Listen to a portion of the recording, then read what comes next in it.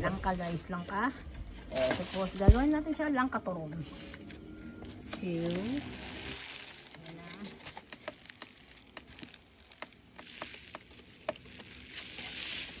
Mabalik ko lang.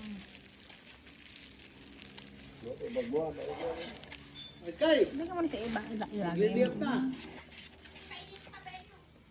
Damihan mo kasi ah. Damihan ko pa. Ayan guys. Hindi na natin yan sasawsaw sa sugar kasi matamis na po yung langka tapos yung saging. Ayan. Damihan na lang po natin siya ng langka. Ayan. Tapos balutin lang po natin siya ng ganyan guys. Lagyan po natin ng tubig dyan sa may dulo para dikit na dikit po yung wrapper. Ayan. Finished product.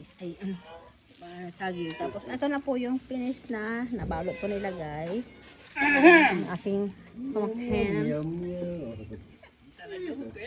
Kasi pag sabay mo yung... Ayan yan na, guys, yung naunang, yung loob, hindi pa luto. napritong saging. Turon. Nap Turon with... Ayan na, guys, na prito na natin yung langka saging.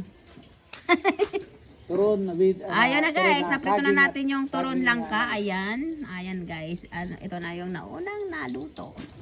Ito ay ating titikman.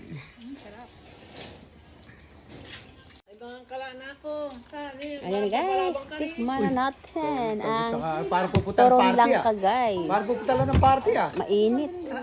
Lagyan tayo ng tissue guys. Nakanda na yung mga...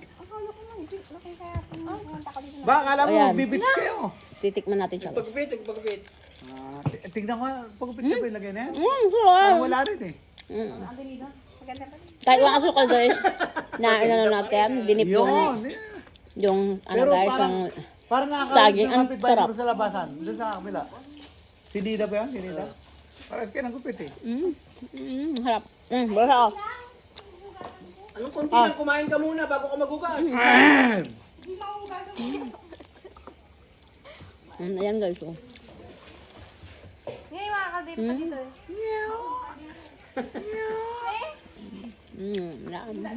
Ayan guys, thank you guys for watching. Bye.